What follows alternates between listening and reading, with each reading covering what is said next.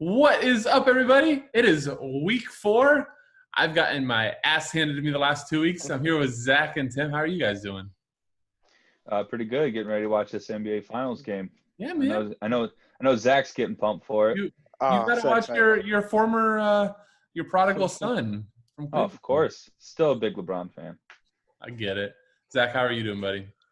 Ready to get back after it. Hopefully avoid some injuries this week. That'd be nice. So I did this on the recap.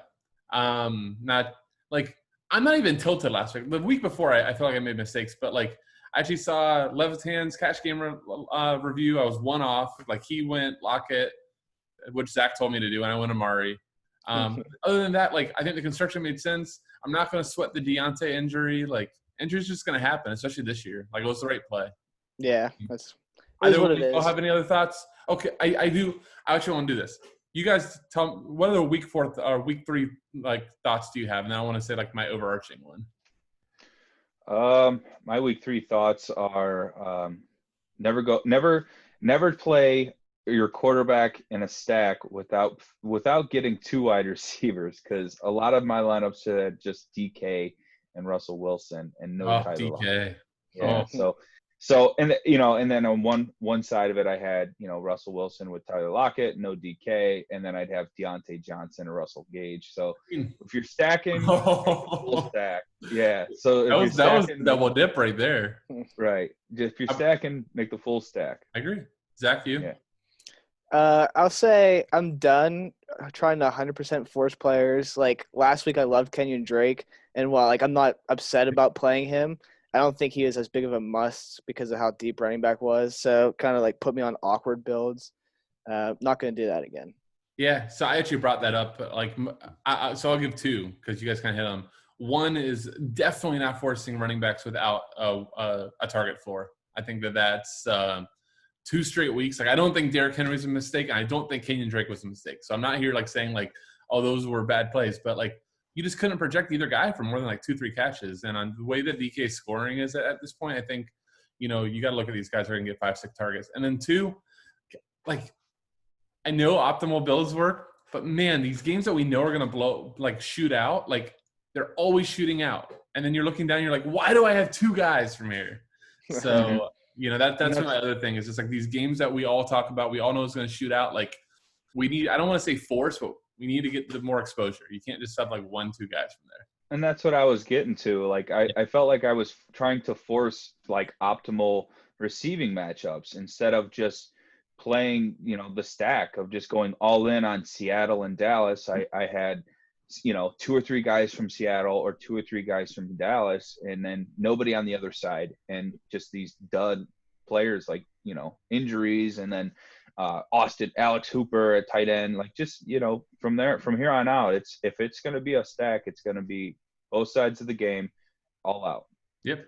My only like saving grace in GPP was like I looked down and I had a Dallas Seattle stack with Russ Cap with all 4 wide receivers, and then like Singletary, Miles Sanders, Nice. and like. But you look at the line, like, why was that not my cash? Anyhow. Yeah. All right. So enough of that. We're gonna jump into week 4 action. Make sure you guys check out our Twitter handle. Co-owner of the site, Army Dragon, is going to kill me for this. I don't remember the exact promo, but we do have some stuff out there for some free memberships if you recommend the YouTube page. So check out the Twitter. I will put the link to it and the details in here on how to get some free FSI store credits. But make sure you do that. And if you have not hit subscribe at the bottom right, do that now, please. You have no idea how much it helps. Continue to see all the free content we've got. So, Zach, kick us off with quarterbacks for week 4. All right. So I'm going to start by saying in cash games, you're going to pay up a quarterback because it's really easy because it's the mid-tier. Yep. But I'm going to go – my favorite GPP guy this week is Ryan Fitzpatrick. You get the Seattle Seahawks, who have given up like 28, 35, and 33 points in the first 3 games. The whole like let Russ cook thing is really, really nice for opposing teams. Just getting constant shootouts. And the only reason that I think he should be fine for cash, the only reason I'll say that he's not cash is in the case that, say, they go down by 3 touchdowns and they say it's time to play Tua and get him reps. I'm going to say that's not very likely. but it is always a chance when you have a first-round draft pick. And like you see, last 2 games, 25 and 28 from Fitzpatrick. He loves that like go big or go home mentality. He has no fear of rushing, so you get like a 5-4 rush, gets like 20 yards, and always a threat to score. I just think like this type of quarterback is exactly what you want from a cheap quarterback. Yep, I love it. How about Yeah, you? I love this stack with Devontae Parker too. And then easy. One of the things I was talking about recap too. The Seahawks are so nice right now because the concentration of their DFS-ness is like all like you could just run it back with Lockett and Metcalf. Oh, so easy. So Fitz, Metcalf, Lockett, Parker, and then maybe the tight end I'm going to talk about later, and you're good to go. Yeah, one thing to note too, Seattle might be without Jamal Adams this week, so that can only benefit Fitzmagic. Yeah, if he's out, you gotta have some Miami. That's for dang sure. Love it. All right, my friend, what you got? Yeah, I'm gonna go with my constant streamer. Any quarterback versus the Browns. The Browns have no as I've repped them. As first winning record, by the way, in 6 years. So big excitement going on here in Cleveland. Not sure what the Indians are up to. I think we're in rain delay. But anyway, Dak Prescott, 33 points last week, 472 yards passing. Obvious shootout versus Seattle, as Zach was getting to with Fitzpatrick. And then in the week before that, he had 43 in week 2. He's got 3 touchdowns last week, four touchdowns in week 2, 3 rushing. Like his upside can come from different angles. I think Cowboys and McCarthy are not afraid to really open it up offensively. He has a lot of weapons to throw to. Cooper, Gallup can make plays. If Denzel Ward misses again, I know he missed last week, and Terry McLaurin went off for 80 yards on 7 catches, on like 4 or 5 catches. So that could be good for Gallup. I don't think he's going to shadow Cooper because of the different weapons. So I think Cooper makes for a decent play as well. But yeah, Dak and the Browns in Dallas is going to be a no shootout we talk about, and a no shootout we're going to need exposure to. I'm going to get into some more plays from other side of that game a little later. Yeah. What about you, Keith? That's like all your picks. So I wanted to talk, and I'm still going to kind of talk about Josh Allen, who should be my pick, but I'm not that smart. But, let me just mention Josh Allen right now. It's just insane. Buffalo, who we just in our heads, we think that their pace sucks. I think they're running either like the second or third most plays from scrimmage. Almost all of them are being runs. I don't know Zach Moss's status, but we saw last week that they're not exactly going to be giving 25 carries to Devin Singletary. They're going to use him in more out of the backfield. So Josh Allen just gives us tons of passing upside and tons of rushing upside. So I love Josh Allen, but I love more my guy, Lamar Light, Kyler Murray versus the Panthers. I think, obviously, I still don't think he was at like high enough own last week. He had a bad game and still put up over 20 DK.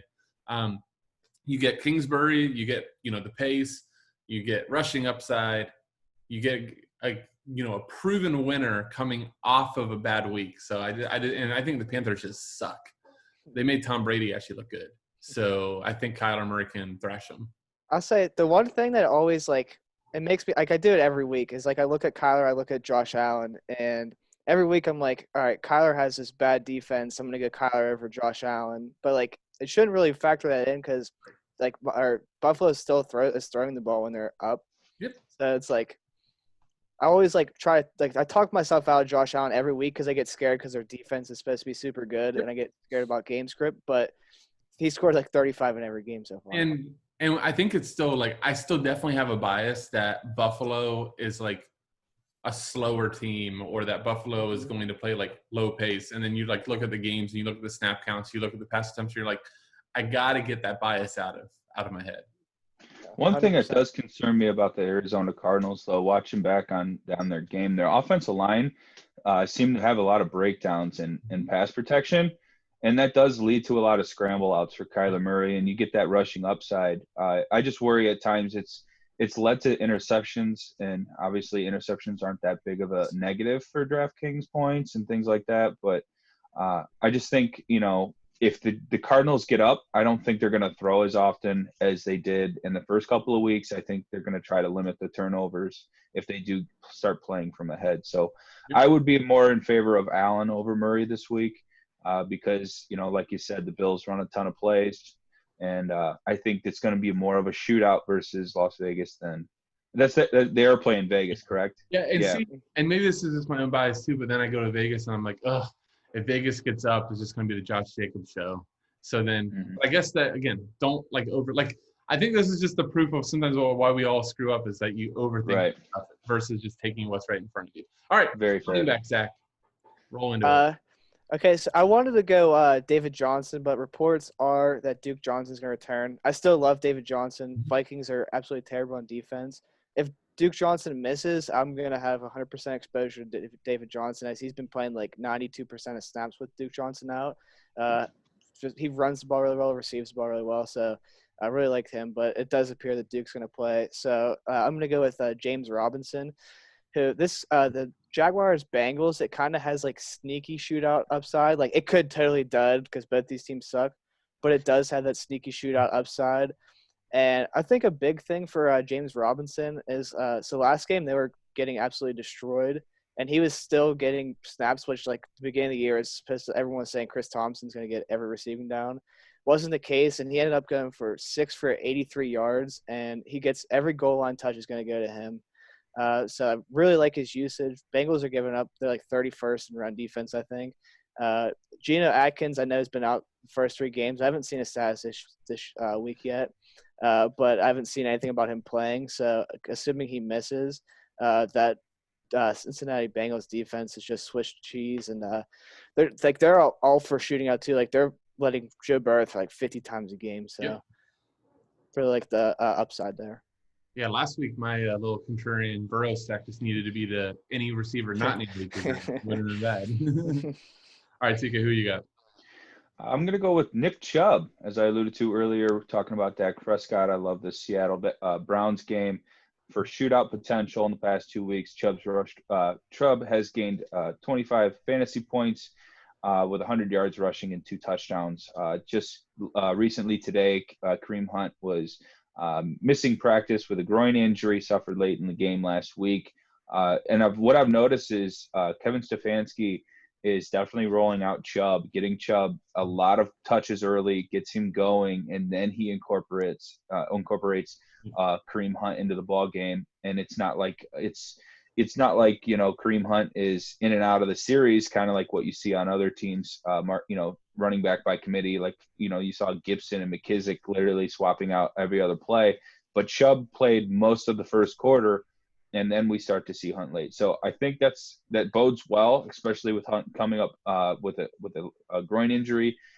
Dallas has, that very shaky defense. Linebackers, Van Der Besch is out. So I think Chubb's going to be in for another big solid day. As long as Baker Mayfield can limit his turnovers and Kevin Stefanski doesn't abandon the run, which he hasn't yet this year, I think Chubb's in for another 25 plus at 7K. I think he can't beat it. I love it. So I'm just going to take the layup since you guys left it for me. I just think Alvin Kamara at this point, like at his price, that's a lock. It's a plug and play. Which 8K is not enough. The way this season's gone, insane leverage, right? To get off of that and just hope that he, maybe goes for like 15 or 16. You can get something somewhere else. But look, I was looking more and more because I was like, okay, is the 6 rushes last week, is that a reason for concern? It's not, because Sean Payton is just going to get him the ball 20 to 25 times. Like, I don't know if that's like anything written out, but like you look through and you look back last season, it doesn't matter how he gets it. He's going to get the ball 20, 25 times. And right now without Michael Thomas, a lot of that's going to be passing because they have nobody else. Like Emmanuel Sanders is not the same Emmanuel Sanders. Traquan Smith is okay. Jared Cook, oh God, he's lost me so much money the last like 2 primetime slates. He's hurt too. Well, that explains it. He's hurt my feelings. Yeah. Well, same. I mean, I played him over Darren Waller like 2 weeks. I don't even want to admit that out loud, but yeah, exactly. But so Kamara is by far the number 1 wide receiver.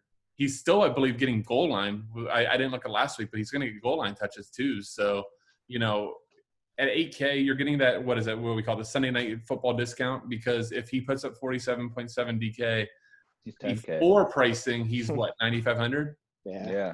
So he's hitting McCaffrey levels this year on point totals. well, the only thing that, like, yeah, on point totals, agreed. The only thing that, you know, maybe gives people the slightest hesitation is just, especially when they look at the carries and they see 6 carries. So maybe that'll I hope it gives them hesitation. I know. I mean, it's Detroit. We didn't even say the matchup, because the matchup Right. doesn't matter. It doesn't matter. And you could look at Detroit and you go, oh, okay. I mean, the reason that we played Kenyon Drake last week, now we get a much better player that does have the receiving upside. So I'll go tomorrow. All right, definitely wide receiver. Yeah, exactly. I do think there's insane leverage, but it's tough. Okay. So receiver, I'm going DJ Moore. He's getting a massive discount. Like, starting the year, he's like 6,800. He's all the way down to 5,600. He's clearly the number 1 wide receiver, even though Robbie Anderson's like statistics show it. But so I saw a stat today. I wish I knew who tweeted it so I can give him credit. But it was who's the quarterback? Why can't Teddy Two Gloves? Teddy checked in. Yeah, exactly, and that's right where DJ Moore thrives. His completions to other wide receivers had like an 89% catch rate. For DJ Moore, it was a 61% catch rate. So it's like there's gonna be progression. Like you're gonna get positive regression. It's gonna go up. You get a matchup with the fast-paced Arizona Cardinals. And he's just so good at coming into the year, everyone's saying like he was like a top 3-round pick for fantasy. He was everyone's go-to guy, and like the targets have been there. It's like, Don't worry about that. He's gonna check down to him all day, and I just think that for his price, his ceiling is so massive today or this week. I love it, absolutely love it. All right, TK, let's go back to the Browns Cowboys game. Yeah. No, I'm gonna switch it up. I'm gonna get 2 guys here for you. I got Robert Woods. 20 points last time out, 6 catches, or he had 20 points, 6 catches on 105 yards in week 1. Last week he went 5 for 74 with a TD. He appears, after getting his contract, to be the number 1 wide receiver for the Los Angeles Rams. Cooper Kupp, always dangerous to steal some of that market share, but when you're thinking of Robert Woods and you're thinking of this matchup, I think the Rams are going to be out in front. They're going to have to score, and I don't see any. I mean, they could definitely run the ball down their throat, but I'm really liking Jared Goff and the Robert Woods Kupp stack this week. I think what we saw Nick Mullins do last week was how we're going to see it play out week in, week out against the Giants. So I'm in on Robert Woods. 6,300 is not that much. Let me say this real quick. I actually really love that shout, because people are going to see that 2 touchdown spread and go, I'm not touching the passing game. So, again, they have to score at some point. If you're trying to leverage some ownership, like, I don't think that'll be owned at all. I really like the look. Yeah, like they definitely can run the ball, but are they going to run the ball for 4 quarters down their throat the entire game? No. I mean, they have to score and to make that 2 touchdown spread. So, why not just roll it out? Like, and that's what a lot of novice players do. DFS players, they see the big spreads and they get scared to go in on the receiving, thinking that they're not going to get 4th quarter action. Well, you have to get up 2 touchdowns to be able to not get 4th quarter action, and I'm taking the points. I don't care what you do. But anyway, my next guy is Tyler Boyd. I was on him on the Thursday night game against the Cleveland Browns. He went 7 catches for 72 yards for a touchdown. Surprise, Tim Knotts expressing his devotion against his Browns. But yeah, last week, 10 catches for 125 yards. The Bengals are going to be playing from behind in most games this year. They're going to be throwing a lot. And I think Joe Burrow is going to get blitzed because he's a rookie. And these short routes that Boyd loves to run, he's going to be beneficial of. He does have a lot of yards after catch. And I'm going to be back to the well on Tyler Boyd after seeing Isaiah Ford and Devontae Parker just rip up the middle on Jacksonville last Thursday. I was going to say, everybody got to see in that game that Jacksonville can't cover anybody. So nope. It's bad. Concern here. I do love, too. I'm not going to bring him up, but I do love T. Higgins. Unfortunately, I think A.J. Green is slowly but surely losing the market share. T. Higgins was all over the field. He's like 4,500, so he was in a couple holders that I made. So I actually am going to end up kicking this to TK for the local knowledge on this, but Cowboys versus slot have been a disaster the last 2 weeks. They lost their starting. I actually have it written down because I'd never heard of him, but they lost their starting slot corner Anthony Brown 2 weeks ago, which led to Russell Gage destroying them for 6 for 46 and a touchdown, and then Tyler Lockett literally ending all the Cowboys for 9 for 103 touchdowns. Look, Jarvis Landry has actually been one of the best slot receivers in football for, I don't know, 4, 5, 6 years back to his Miami days. You know, when you see that type of matchup, and I look down, I'm like, oh my God, it's Jarvis Landry. Dear God, this is perfect. The only pause I had at all is his targets, where I'm going to kick it to TK Nation. Talk to me. Should I be concerned that Jarvis Landry hasn't seen more than 6 targets this season? Well, I think a lot of it is game flow. Last 2 times out, the Browns they whooped on the Bengals, and they didn't need nothing else but the run game. And then last week they got up early on the Washington Redskins. They got a lot of short fields on those interceptions. So, it was 20 yards out. I'm going to run the ball first 2 downs, and then Chubb just happened to score. They didn't need to get down there and throw the ball around. But now against the Cowboys, you're going to see more of a open field, a lot of back and forth. You're going to have a lot of yards to cover, because the Cowboys are going to score, and they're not going to be turning the ball over like the Washington Redskins were. So Baker's going to have to throw. Baker's going to have to hit open receivers. I hope we just pray he doesn't stare his receivers down. And but you know what, though? The big thing is Jarvis and OBJ are both under 6K and one of the highest totals. I don't care about targets. If this is they're both under 6K, I can go fit Kamara.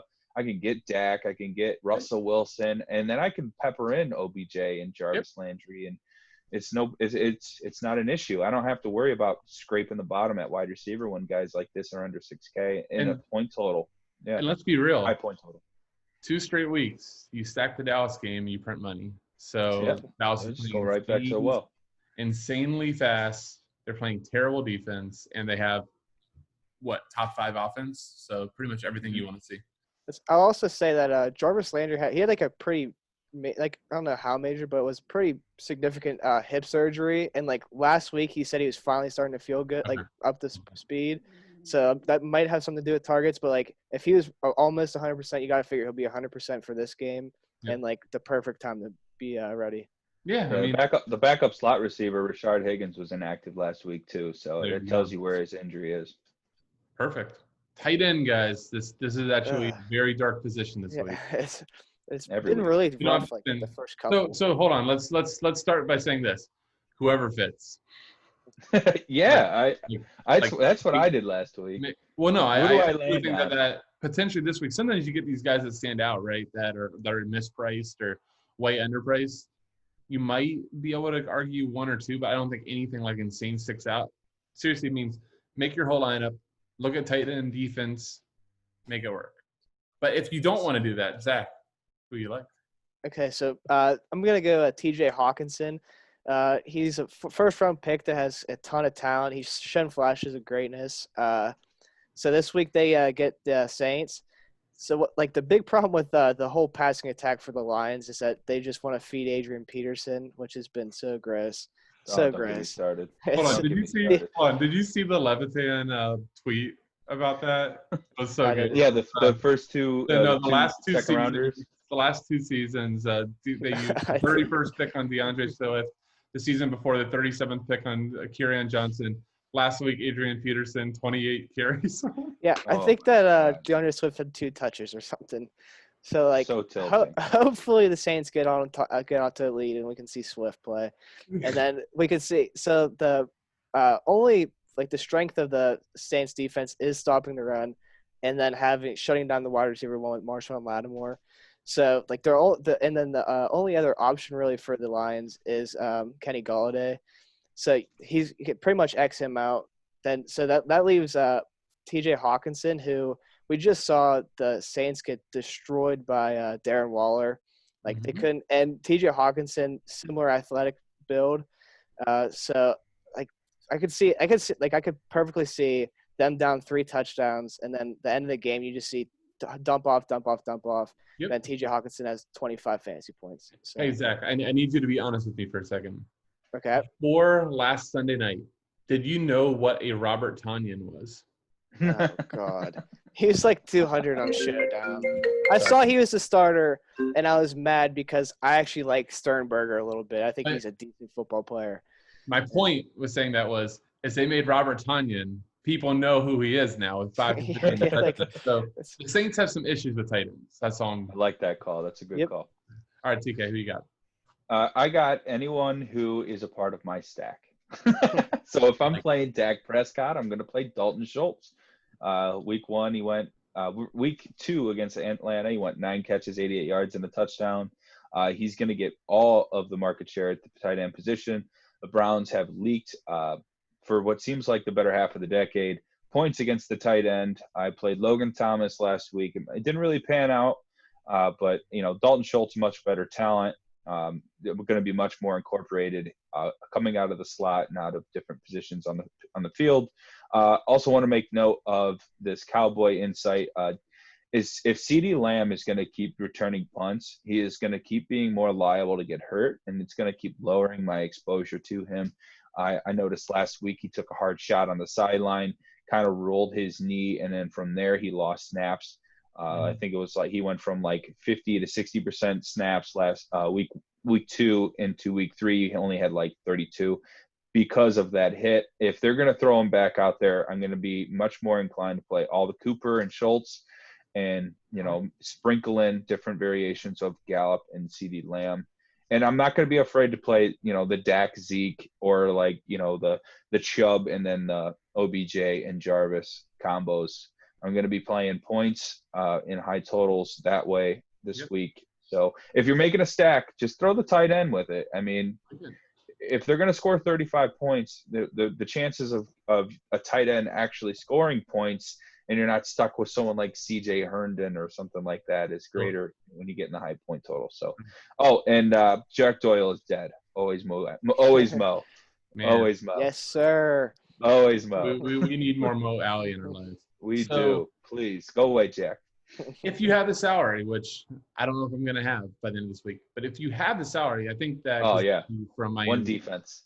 Yeah, I think Mike Gesicki is actually a really interesting look for Miami. So one of the big reasons a lot of us were on CeeDee Lamb last week is because the Seahawks mightily struggle out of the slot as well and will struggle even more if they do not have Jamal Adams, who I believe is already out. But that said, Gesicki, while he is a tight end, is running a ton of routes out of the slot. So you are getting slot receiver upside for only 5.1K. Laid a little bit of a dud on Showdown, got bailed out by a touchdown. But only a week removed. I don't have it beside me. It's either 12 or 13 targets. So I have no problem going right back to the well. Again, if I have the salary. If not, whoever fits. Final thoughts before we run out. We're running a little short on time, but anybody have any final thoughts or any bold call you want to bring up before we jump out of here? Play the Ravens D and don't think twice. I was going to say play Lamar Jackson.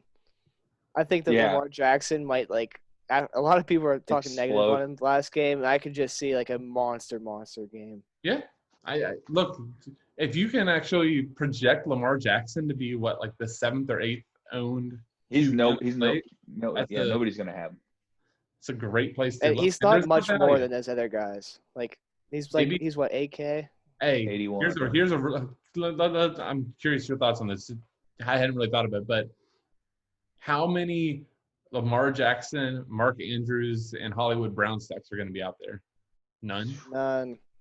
Super low on Millie play right there. Yeah. And Chase Young's, I think he might have already been rolled out, and he's he pulled the groin last week. Yep. So that's a big part of the defense. So there's the FSI bold call. How about that? All right, we'll collectively go in on it. True YOLO. After Lamar burned everybody's money on primetime lineups, go right back to the well. All right, that's going to do it, guys. Enjoy the basketball game. Everybody out there, thank you so much for watching. You have a good night and good luck in week 4. See you. Go Braun. Amen. All right, guys.